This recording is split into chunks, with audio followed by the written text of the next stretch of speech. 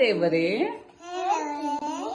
ನಾನು ಇವತ್ತು ನನಗೆ ತಿಳಿದು ಅಥವಾ ತಿಳಿಯದೆ ಏನಾದರೂ ತಪ್ಪು ಮಾಡಿದ್ದರೆ ಯಾರಿಗಾದರೂ ಹಿಂಸೆಯಾಗಿದ್ದರೆ ನಾನು ಅವರಲ್ಲಿ ಕ್ಷಮೆ ಯಾಚಿಸುತ್ತೇನೆ, ಕ್ಷಮೆ ಕೇಳುತ್ತೇನೆ.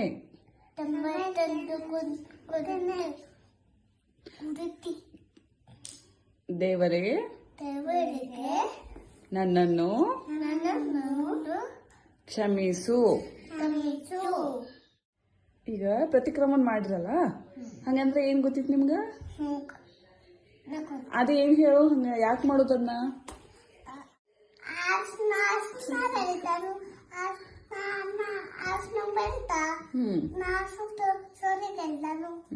ಓಕೆ, ನೀವ್ ಗೊತ್ತಿಲ್ಲ ಬಡ್ದಿರ್ತೀರಿ ಆಟ ಆಡೋದ್ನಾಗ, ಅದಕ್ಕೆ ಸಾರಿ ಕೇಳ್ತೀರಿ.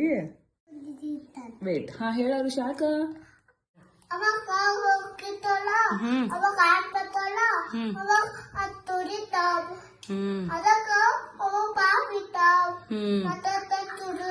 ತುಳಿದಿರಂಗಿಲ್ಲ, ಗೊತ್ತಿಲ್ದ ತುಳಿದಿರ್ತೀರಿ, ಪಾಪ ಹಚ್ಚೈತಿ.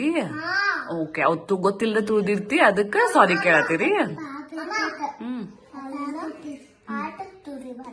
Okay baby.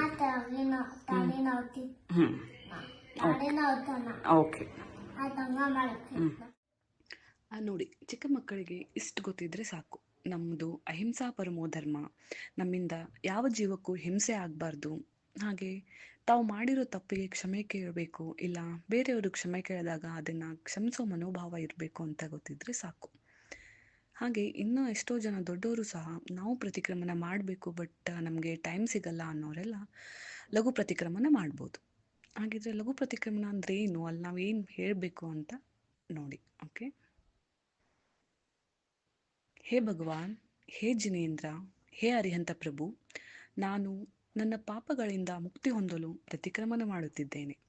ಹೇ ಭಗವಾನ್, ನಾನು ಮನ ವಚನ ಕಾಯಗಳ ದುಷ್ಟತೆಯಿಂದ ತಿಳಿದು ಅಥವಾ ತಿಳಿಯದೆ ಎಷ್ಟೋ ಪಾಪಗಳನ್ನು ಮಾಡಿದ್ದೇನೆ.